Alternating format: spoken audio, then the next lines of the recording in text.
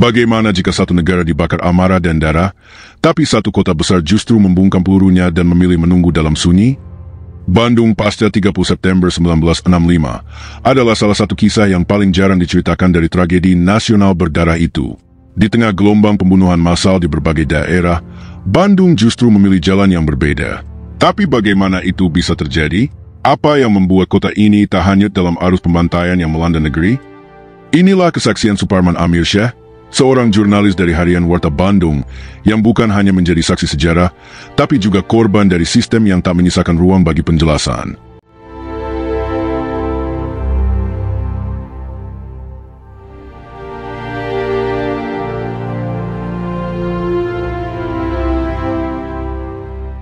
Bandung yang sunyi dan penuh tanda tanya. Pagi itu, 1 Oktober 1965, matahari Bandung naik seperti biasa. Tapi ada sesuatu yang tidak biasa di udara. Bukan hanya karena udara terasa lebih dingin dari biasanya, tapi juga karena kota ini dipenuhi bisikan yang tak berani diucapkan lantang. Jakarta baru saja diguncang peristiwa yang belum bisa dipahami seluruhnya. 6 jenderal TNI dan seorang perwira muda dilaporkan tewas dalam semalam. Radio-radio memutar siaran dari Dewan Revolusi yang mengklaim telah mengambil alih pemerintahan. Nama Letko untuk disebut sebagai pemimpin.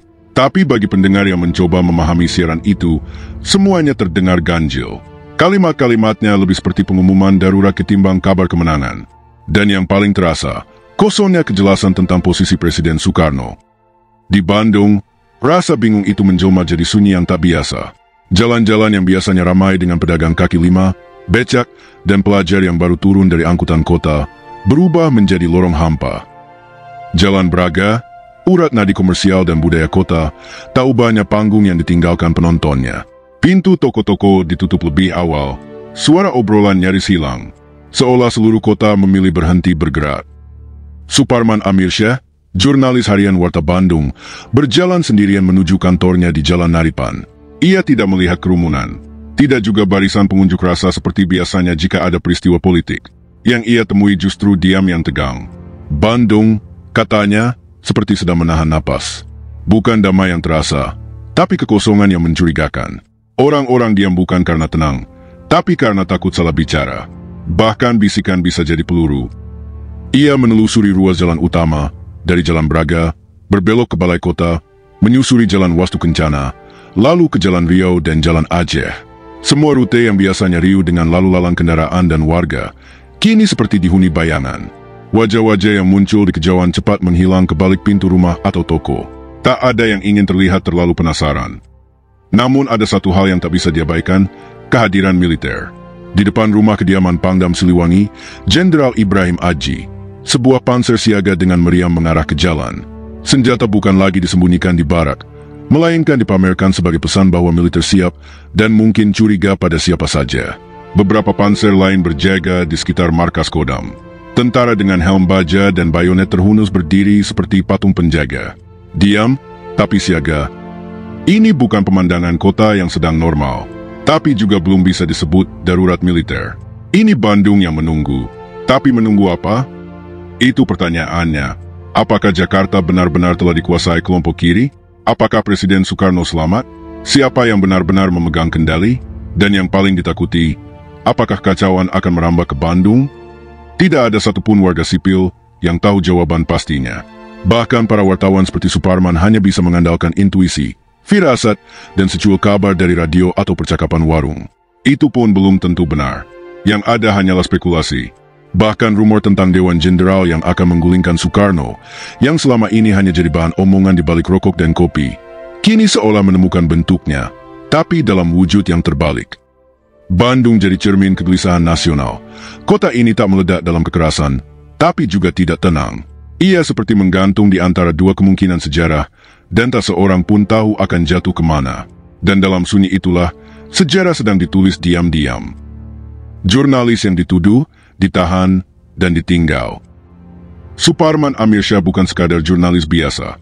Ia bukan wartawan yang hanya meliput rapat resmi atau menyalin siaran pers dari pejabat. Ia hidup di zaman ketika pena bisa lebih berbahaya daripada peluru, dan narasi bisa menentukan siapa yang dianggap kawan, siapa yang dilabeli lawan. Harian tempatnya bekerja, Warta Bandung, memang kerap dicap kiri, Sebuah label yang, setelah malam 30 September 1965, bisa berarti hukuman tanpa proses. Ia tidak pernah mengaku sebagai anggota Partai Komunis. Tapi saat itu, tidak penting apakah seseorang anggota PKI atau bukan. Dekat saja sudah cukup. Tampil netral pun bisa dicurigai berpihak. Dalam dunia yang mendadak hitam putih, semua nuansa dihapus. Dan label itu akhirnya menjeratnya. Beberapa hari setelah G30S, Suparman ditangkap. Tanpa surat resmi, tanpa tuduhan yang jelas. Ia dimasukkan ke penjara Kebonwaru, salah satu titik awal dari mimpi buruk panjang yang menanti banyak orang yang diduga terlibat atau berbau kiri. Ia mengaku tidak mengalami penyiksaan fisik secara langsung, tapi penderitaan yang ia tanggung bukan berarti lebih ringan. Di balik jeruji, waktu terasa beku, tapi kehidupan di luar tetap berjalan. Dan justru disitulah luka terdalamnya muncul. Anak sulungnya meninggal dunia karena sakit difteri. Ia tak diberi kesempatan mendampingi, tak bisa memeluk, tak bisa mengantar ke pemakaman. Yang datang hanyalah kabar, lewat bisikan sesama tahanan atau surat yang dibacakan cepat oleh sipir. Tak lama setelah itu, kabar kedua menyusul, istrinya pergi. Bukan sekadar menjauh, tapi menikah lagi. Menghapus jejak masa lalu, seolah Suparman sudah mati, meski tubuhnya masih hidup. Ia menulis, dada rasanya seperti ditindih batu besar. Bagi sebagian orang, penjara adalah ruang isolasi. Bagi Suparman, itu adalah ruang kehilangan. Namun, tragedinya belum selesai. Dari Kebonwaru, ia dikirim ke Pulau Buru, sebuah pulau terpencil di Maluku yang kemudian dikenal sebagai simbol kekejaman sistemik Orde Baru. Tempat itu bukan sekadar tahanan, melainkan kamp kerja paksa tanpa proses hukum. Ia menjadi satu dari ribuan orang yang dikirim ke sana bukan karena terbukti bersalah, melainkan karena dianggap berbahaya oleh sistem. Di Pulau Buru, manusia dipaksa menggali tanah, membuka ladang, membangun barak, semuanya dalam keadaan diawasi senapan dan bayonet.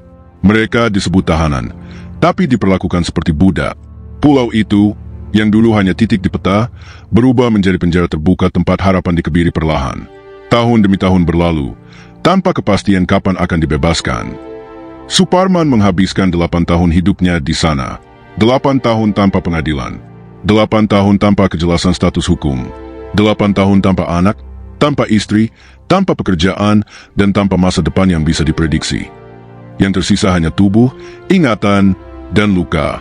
Tapi dari luka itulah lahir memoir yang menjadi saksi sejarah. Mengapa Bandung tak membantai? Di tengah lautan darah yang menggenangi Jawa Tengah, Jawa Timur, Bali, dan berbagai wilayah lain pasca peristiwa 30 September 1965, Bandung muncul sebagai pengecualian yang menjolok. Bukan karena bebas dari kekacauan, bukan karena tidak ada penangkapan, tetapi karena satu hal, tidak terjadi pembantaian massal. Pertanyaannya sederhana, namun menggugah, mengapa tidak? Padahal secara struktur politik dan sosial, Jawa Barat tidak sepenuhnya steril dari pengaruh PKI. Organisasi-organisasi underbow seperti Pemuda Rakyat dan Gerwani punya cabang. Propaganda kiri menyebar melalui pamflet, diskusi, dan media cetak. Bahkan Warta Bandung, tempat Suparman Amirsyah bekerja, dituding sebagai bagian dari pers kiri. Namun setelah meletusnya G30S, Jawa Barat tidak tenggelam dalam gelombang pembalasan seperti yang terjadi di Solo, Kediri, Klaten, Jember, atau Denpasar. Tidak ditemukan laporan tentang warga ditarik keluar dari rumah dan dibunuh massal. Tidak ada sumur tua yang digali ulang untuk menampung mayat. Tidak ada cerita tentang sungai yang berubah warna karena darah. Satu nama kunci dalam anomali ini adalah Maijen Ibrahim Aji, Panglima Kodam Siliwangi saat itu. Dalam berbagai kesaksian dan memoir, termasuk buku Mengapa G30 SPKI Gagal, sebuah analisis karya Maijen Purnawirawan Samsudin, Ibrahim Aji digambarkan sebagai sosok yang tenang, tidak tergesa, dan sangat berhati-hati dalam merespons krisis. Di saat para komandan militer di daerah lain memberi lampu hijau atau bahkan memfasilitasi pembersihan terhadap kader PKI, Aji justru mengedepankan stabilitas dan ketenangan. Dalam situasi serba tidak pasti awal Oktober 1965, ketika posisi Presiden Soekarno belum jelas dan suasana politik nasional berubah dari jam ke jam, Aji justru mengeluarkan instruksi taktis yang tak biasa. Siapapun yang tahu keberadaan Bung Karno, segera lapor ke Kodam. Ini bukan sekadar teknis pelacakan Presiden. Ini adalah sinyal politik yang sangat jelas. Kodam Siliwangi berdiri bersama Soekarno. Dan dengan menyatakan keberpihakan itu, Aji secara tidak langsung membendung arus militer anti-Soekarno dan anti-komunis yang mulai menggeliat di Jakarta dan Jawa Tengah. Tak berhenti di situ, ia juga mengumpulkan para pejabat sipil, militer, dan pimpinan partai-partai politik serta ormas di Aula Kodam Siliwangi. Mereka diminta menyatakan sikap. Hasilnya, mayoritas sepakat untuk tetap mendukung Bung Karno. Dengan demikian, Jawa Barat tidak hanya menahan diri dari pembalasan, tapi secara sadar mengunci arah politiknya agar tidak terseret dalam kekacauan seperti daerah lain. Apakah karena Aji seorang loyalis Soekarno? Bisa jadi, tapi lebih dari itu, ada kesan bahwa ia sadar betul, dalam krisis seperti ini, yang dibutuhkan bukan amarah, tapi akal sehat. Ia mungkin tahu, begitu izin membunuh diberikan, kekerasan tidak akan bisa dikendalikan. Ia juga tampaknya paham bahwa kekacauan politik akan selalu berlalu, tapi luka pembantaian akan tinggal puluhan tahun. Bandung tetap melakukan penangkapan. Ribuan orang tetap ditahan, termasuk Suparman Amirsyah. Tapi tak ada eksekusi massal. Tak ada laporan tentang operasi-operasi malam yang membawa tahanan pergi untuk tidak kembali. Kota ini seperti menegaskan bahwa menangkap orang karena curiga, meski bermasalah, masih bisa diterima dalam konteks politik saat itu, tetapi membantai tanpa pengadilan adalah melewati batas kemanusiaan. Dalam konteks sejarah Indonesia, sikap Kodam Siliwangi ini sangat penting. Ia membuktikan bahwa pembantaian massal bukan sesuatu yang tak terelakkan. Ia adalah pilihan, dan Bandung, dalam semua ketakutannya, kebingungannya, dan tekanan politiknya, memilih untuk tidak melakukannya. Pilihan itu membuat Bandung menjadi pengecualian, tapi juga sekaligus menjadi cermin bahwa tragedi tahun 1965 di banyak daerah sebenarnya bisa dicegah jika para pengambil keputusan berani melawan arus dan tidak ikut terseret dalam euforia kebencian. Melihat kembali, menulis ulang. Sejarah tahun 1965 terlalu lama ditulis dari sudut yang sama. Memoir-memoir seperti milik Suparman Amirsyah memberi napas baru untuk memahami lapisan-lapisan yang lebih rumit dari sekadar narasi pengkhianat dan pembela negara.